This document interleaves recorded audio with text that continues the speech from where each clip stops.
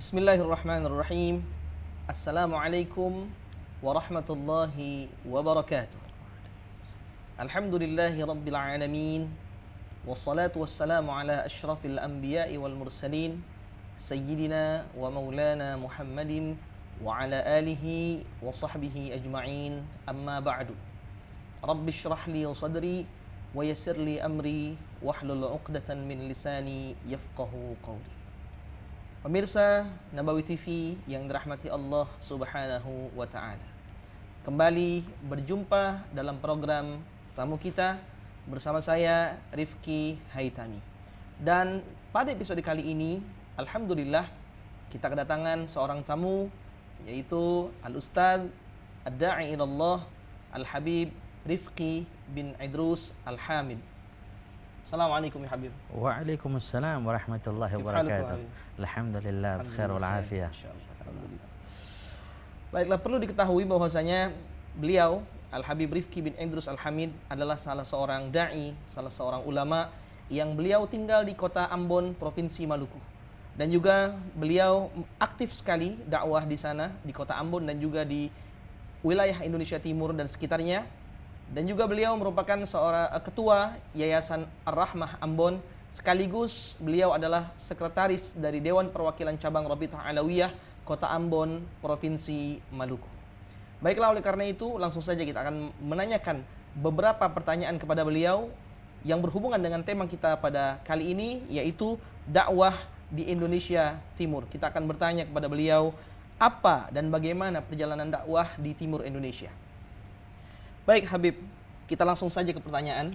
Mungkin antum bisa menceritakan bagaimana situasi kota Ambon pada saat ini. Bismillahirrahmanirrahim. Assalamualaikum warahmatullahi taala wabarakatuh. Alhamdulillah wassalatu wassalam ala sayyidi Rasulillah wa ala alihi wa sahbihi wa man walah. Amma ba'd. Pemirsa Nabawi TV yang dimuliakan Allah Subhanahu wa taala di mana saja antum berada. Ini kesempatan yang luar biasa duduk. Kebetulan saya bersama hostnya juga namanya Rifki ini kebetulan insya-Allah. Mudah-mudahan kita semua menjadi dari asal katanya murafiq yang menemani Nabi Muhammad sallallahu alaihi wasallam. Berkaitan dengan pertanyaan antum, kondisi terkini kota Ambon, alhamdulillah.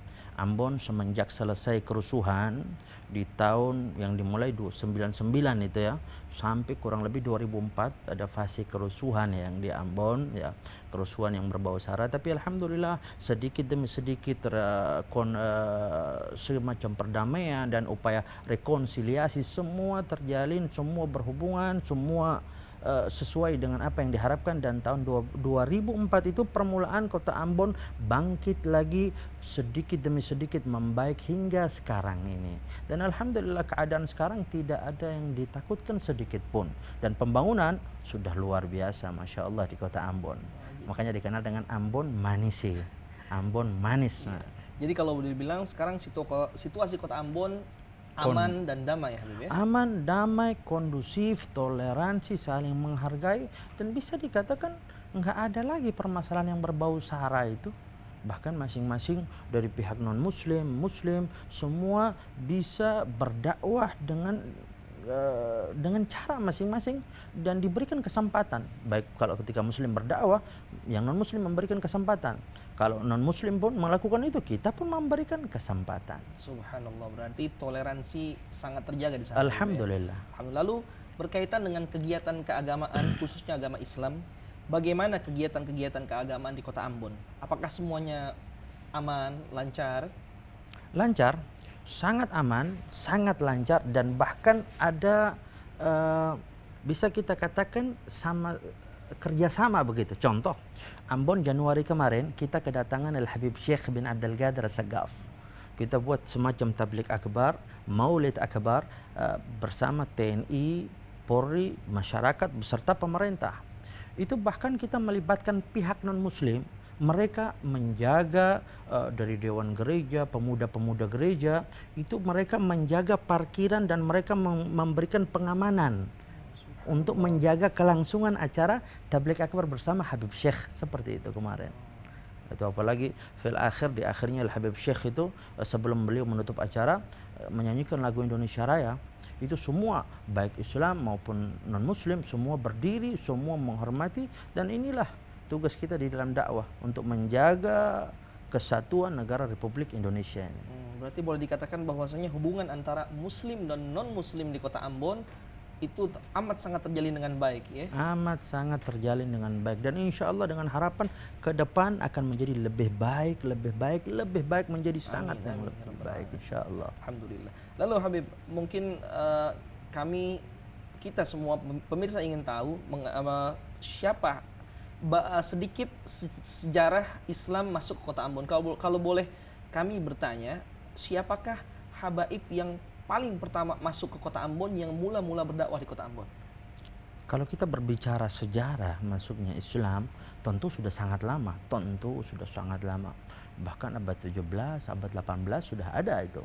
Nah, tetapi yang mungkin yang lebih dikenal ya, yang sekarang yang kita tahu di Ambon, dan kita dari Rabita Alawiyah sudah mulai mencatat segala macam daripada mereka-mereka yang datang membawa keislaman, membawa agama dari Hadramut. Di antaranya yang pertama adalah Al-Habib Abdurrahman bin Ahmad Jamalul Lail. Beliau salah satu habib yang datang dari Hadramut. Beliau menjadi imam pertama di Masjid Jami' Kota Ambon. Nah sekarang ada Masjid Jami' itu bersebelahan dengan Al-Fatah. Nah, Masjid Jami' adalah masjid yang pertama di Kota Ambon. Lalu beliau Al-Habib Abdurrahman bin Ahmad Jamalul Lail adalah seorang imam yang didatangkan daripada keluarga Alawiyin dari Ambon ketika itu yang punya hubungan dengan Hadramut, dan beliau menjadi imam di situ, tinggal di situ, menikah di situ, dan punya keturunan sampai sekarang di Kota Ambon. Itu tahun berapa, Habib? Beliau, dari data yang kita dapat, beliau wafat di Ambon, wafat itu 1800 sekian, 1890-an wafat. Berarti kurang lebih sudah 200 tahun, Habib, ya? Kurang lebih seperti itu yang dikenal, karena memang dengan masjid, dengan lalu itu turun temurun dipegang dari keluarga Alawiyin sampai sekarang. Subhanallah. Menarik sekali pembicaraan kita nih tentang Islam di Kota Ambon. Namun karena kita ada break, Habib, insya Allah nanti kita akan lanjutkan setelah jeda yang berikut ini. Baiklah pemirsa Nabawi TV yang dirahmati Allah Subhanahu wa taala, subhanallah, sangat menarik, dan insya Allah pembicaraan ini akan kita lanjutkan setelah jeda yang berikut ini.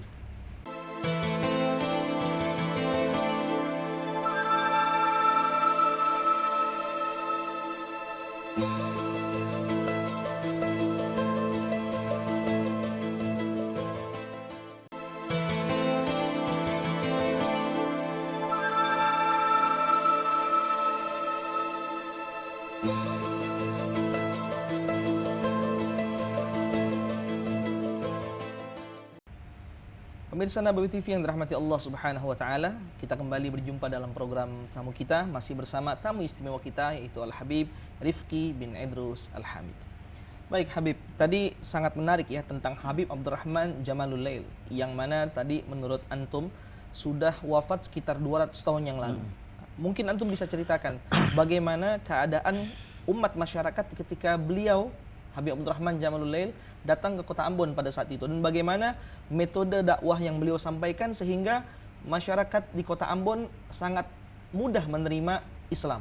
Nah, jadi kalau boleh dikata para habaib alim ulama yang masuk menyebarkan Islam di Indonesia Timur ini, mereka memang kalau kita lihat sejarah, mereka mastur, mereka tidak begitu dikenal. Berbeda dengan di Jawa, mereka dikenal, tetapi karena memang kita melihat dakwah mereka masuk di Kota Ambon yang kalau kita bandingkan dulu aja di Jawa seperti itu tahun lalu, gimana di pelosok-pelosok Maluku, bahkan di hutan-hutan, sampai dari Maluku ke Papua. Bahkan boleh dikata contoh, kita melihat Al-Habib Abdurrahman bin Ahmad Jamalul Lail, salah satu beliau dakwah dengan ilmu, dan yang jelas itu pasti setiap ulama yang datang mereka dengan misi dakwah yang mereka bawa, mereka lebih mengedepankan akhlak dan adab, sehingga itu menjadi apa, bisa dikatakan keberhasilan pertama. Kita bayangkan bagaimana masyarakat adat atau masyarakat Kota Ambon yang mau berkomunikasi dengan beliau dari Arab, dari Yaman, Hadramut. pasti nggak bisa bahasa Indonesia, apalagi berbahasa Arab. Contohnya gitu. Lalu dengan apa bahasanya? Akhlak wal adab. Bahasa itu dari menyentuh dari hati ke hati satu persatu. Bahkan dengan bahasa yang luar biasa daripada adab dan akhlak itu, beliau akhirnya menikah dengan anaknya pangeran, salah satu cucu-cucu daripada pangeran Diponegoro. Subhanallah. Dengan Raden. Ada bahkan itu makamnya beliau itu di makam khusus yang dijaga di Ambon, disebutkan pemakaman anak cucu Diponegoro, pangeran Diponegoro. Dan keberhasilan dakwah mereka menikah dengan anak-anaknya daripada pangeran-pangeran sehingga memudahkan di dalam dakwah tersebut.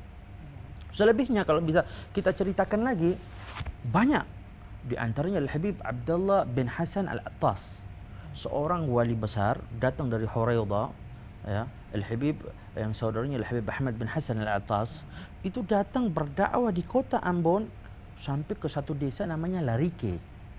Desa itu desa nggak ada air bersih, Beliau datang masuk ke situ, berapa kali dicoba karena daerah pegunungan dong, dicoba insya Allah kita sedang menulis beberapa sedikit yang kami ketahui tentang beliau. Jadi pemirsa Nabawi yang dirahmati Allah, itu beliau ketika masuk di situ nggak dapat air bersih, beliau hanya bilang, beliau ketika berdakwah, masyarakat Ambon adalah masyarakat yang memang keras loh ya, dengan kepribadian keras. Dakwah kadang-kadang mereka bilang, ya saya akan ikut kamu, tapi kamu bisa apa? Apa yang kamu bisa berikan untuk kita?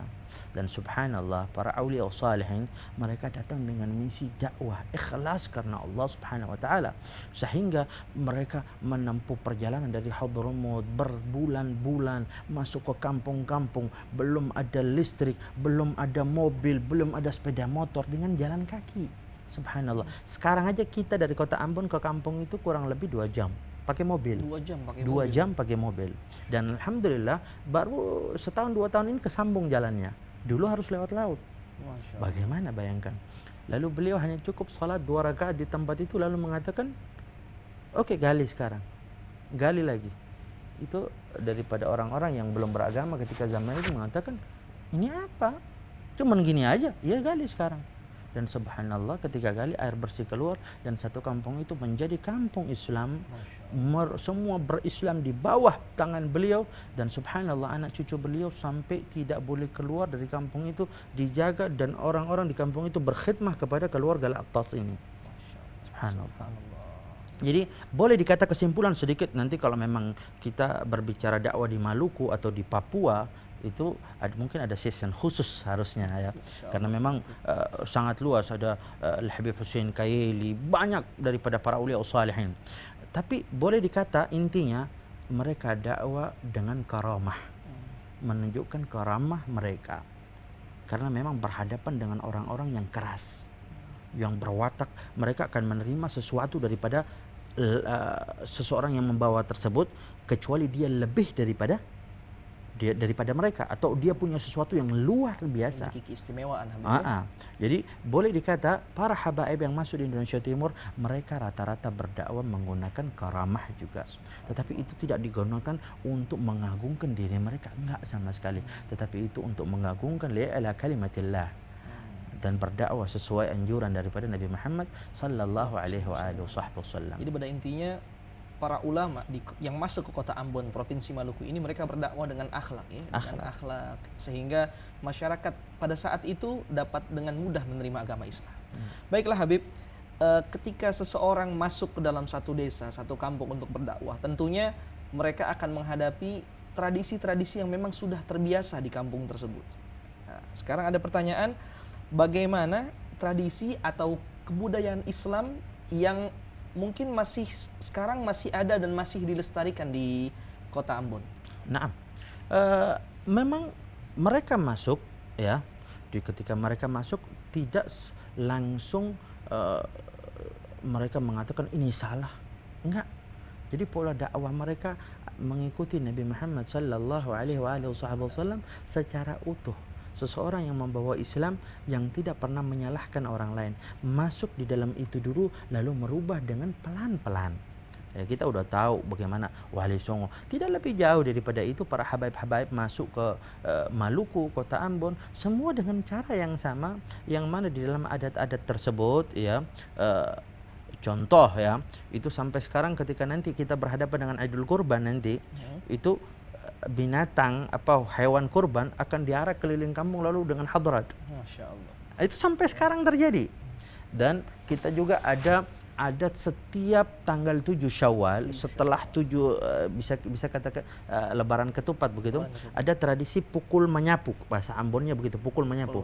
Jadi saling memukul pakai apa, tapi ini adat ya, bukan mengajarkan kekerasan, enggak. Memukul gitu, ada luka-luka di badannya, enggak pakai baju mereka gitu ya, tapi tetap aurat tertutup begitu, untuk yang laki, khusus yang laki. Lalu itu menunjukkan keistimewaan kampung tersebut, ada satu minyak begitu, setelah dioles begitu, oles itu luka semua hilang. Subhanallah. Itu dengan asma Allah. Dan para habaib tidak pernah menyalahkan hal itu, dan itu berlanjut sampai sekarang. Subhanallah. Menarik sekali mengenai adat atau tradisi Islam yang sampai sekarang masih berlaku di kota Ambon. Namun insya Allah kita akan sambung setelah jeda berikutnya Habib ya. Tamam. Baiklah pemirsa Nabawi TV yang dirahmati Allah Subhanahu wa taala, pembicaraan semakin menarik, namun insya Allah kita akan berlanjut setelah jeda yang berikut ini.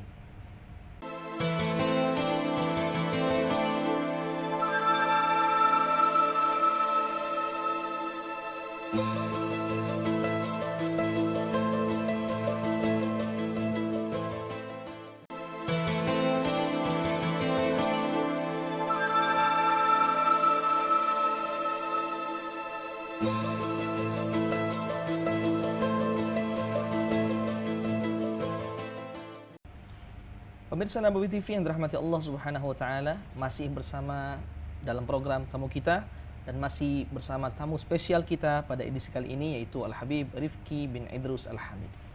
Baik Habib, mungkin dulu kita pernah mendengar sejarah bahwasanya di Maluku pernah ada kerajaan besar, yaitu kerajaan Tidore dan Ternate, yang mana dua kerajaan ini kalau boleh dibilang pada saat itu merupakan kerajaan yang menjadi sentral atau pusat perkembangan Islam. Nah, kaitannya dengan saat ini, apakah saat ini kota Ambon masih berperan sebagai pusat perkembangan agama Islam? Jadi alhamdulillah pemirsa Nabawi TV yang dirahmati Allah Subhanahu wa taala, memang dulu ketika Provinsi Maluku itu dia dulu membawahi Kabupaten Ternate, Tidore ya. Tetapi sekarang setelah terjadi pemekaran dan Maluku Utara, adanya Provinsi Maluku Utara yang ibu kotanya Ternate itu, sedikit demi sedikit peradaban itu mulai terkikis semacam itu. Sehingga ketika orang mau lebih kenal, yang mau ke daerah yang lebih kental dengan Islam, itu di Ternate ada Sultan Babullah ya, bahkan bandaranya dinamakan dengan Bandara Babullah itu segala macam ya. Kalau itu Sultan apa bisa dikatakan untuk wilayah Maluku Utara, tapi kalau wilayah timur atau Maluku atau kota Ambon sedikit demi sedikit terkikis. Tetapi memang asal kata Maluku aja, itu para ulama itu kalau kita lihat dari asal bahasa Arab muluk ya, raja-raja. Jadi Ambon setiap kampung, setiap desa bahasanya negeri Kailolo, negeri ini itu mereka punya raja-raja. Raja-raja begitu. Makanya dikatakan Jaziratul Muluk, kota Ambon. Tetapi ya memang kita akui sedikit terkikis dengan lepasnya atau enggak beradanya Ternate dan Tidore di bawah Maluku atau kota Ambon itu. Jadi semenjak adanya pemisahan atau pemekaran, jadi di kota Ambon sudah mulai terkikis ya. Kalau boleh dibilang sedikit. Sudah ya tidak menjadi lagi pusat perkembangan agama Islam. Betul sekali. Baiklah Habib, antum sebagai seorang dai, seorang ulama, orang yang menyeru kepada jalan Allah, menyeru kepada dakwah Rasulullah SAW, tentunya ketika antum berdakwah di kota Ambon memiliki banyak sekali tantangan-tantangan. Boleh diceritakan kepada kami apa saja tantangan yang antum hadapi ketika berdakwah di kota Ambon? Nah, Masya Allah, nggak ada satu jalan yang kita lalui jalan itu kecuali kita benar-benar diuji, kita bersungguh-sungguh atau tidak di jalan itu. Dan kita ini siapa? hanya daripada umat Nabi Muhammad. Nabi Muhammad sallallahu alaihi wasallam beliau dilempar, beliau dicaci, beliau dimaki, beliau difitnah Nabi Muhammad dan bahkan mau dibunuh. Lalu kita pun mendapat tantangan yang sama di kota Ambon. Fitnah jelas mengatakan begini dan begitu, dan bahkan mungkin datangnya dari pihak Muslim sendiri. Tapi sejauh ini tantangan itu tidak mengendorkan langkah kita ke depan, enggak sama sekali. Kita terus biarlah mereka berbicara, tapi kita terus jalan, tetapi jalan kita dengan jalan rahmah, jalan kasih sayang, sesuai dengan yayasan kami yang kami bina, itu Yayasan Ar-Rahmah. Saya ketika pulang dari Hadramaut, saya bertemu dengan guru kami Al-Habib Umar bin Muhammad bin Salim bin Hafidh. Mudah-mudahan Allah selalu panjangkan umur beliau, Allah sehatkan beliau. Ketika sebelum saya pulang, saya bertanya, Habib, saya ingin membuat majelis, membuat sesuatu. Maka Habib Umar menjelaskan, bertanya tentang daerah saya ceritakan sedikit tentang Ambon. Lalu sebelum saya berbicara lebih, Habib Umar langsung mengatakan, apa yang kamu bangun di Ambon, namakan dengan rahmah. Insyaallah. Sehingga kita berjalan dengan rahmah, dengan kasih sayang kepada siapapun. Bahkan kita di yayasan banyak kegiatan sosial juga, yang sosial pun bukan hanya kepada Muslim, tetapi kepada non-Muslim pun. Seperti itu. Nah, tantangan-tantangan itu dari pihak non-Muslim. 2013 pernah ada banjir besar di Ambon. Kita dari Ar-Rahmah, Rabita Alawiyah memberikan bantuan bukan hanya kepada Muslim, kepada non-Muslim. Ketika datang ke non-Muslim di rumah sakit mereka, kita datang dengan pakaian seperti ini. Ada beberapa yang mengatakan, ini mau apa ini? Ini mau apa ini? Ini mau apa ini? Padahal kita datang membawa kasih sayang, membawa bingkisan. Sampai satu nenek-nenek dari kaum non-Muslim itu ketika saya memberikan hadiah hadiah yang gak begitu berarti lah, tapi ini bukti kepedulian kita kepada sesama. Wa ma arsalnaka illa rahmatan lil alamin, kepada semua, walau kan Yahudi atau Nasrani.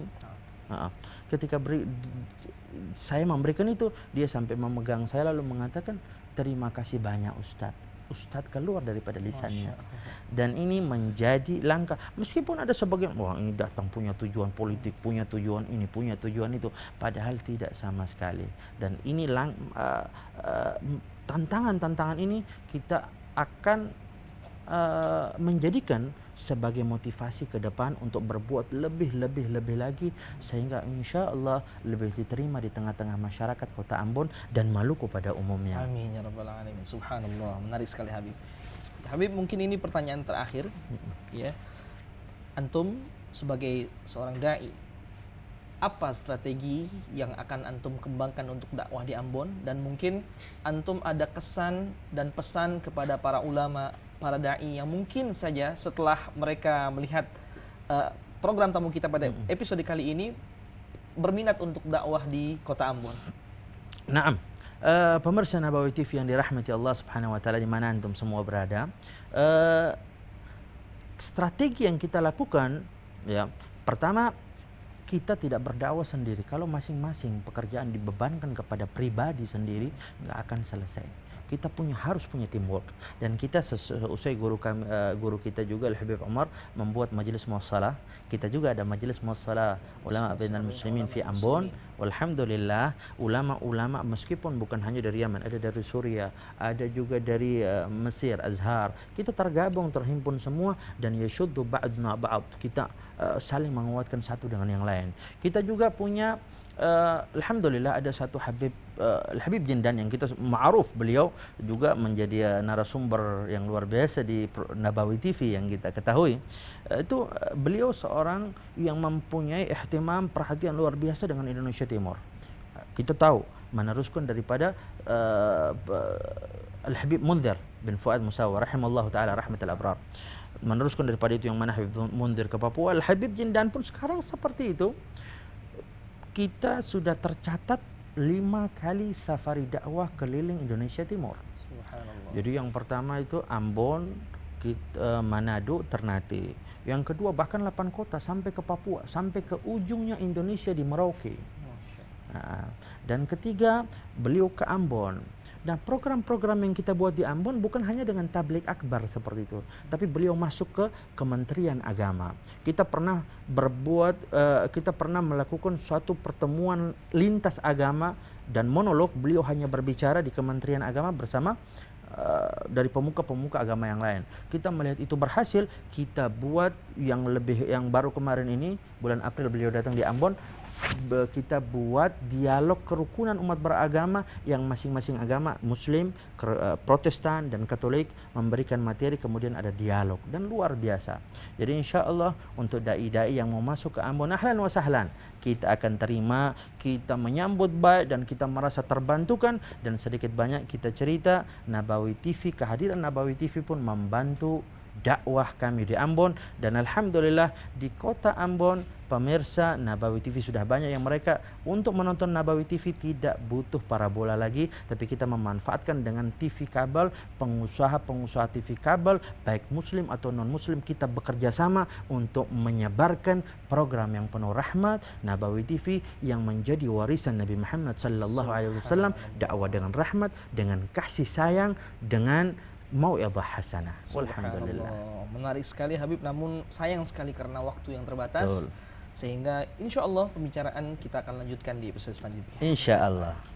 Baiklah pemirsa Nabawi TV yang dirahmati Allah Subhanahu wa Ta'ala, tentu sangat menarik apa yang dibicarakan pada episode kali ini.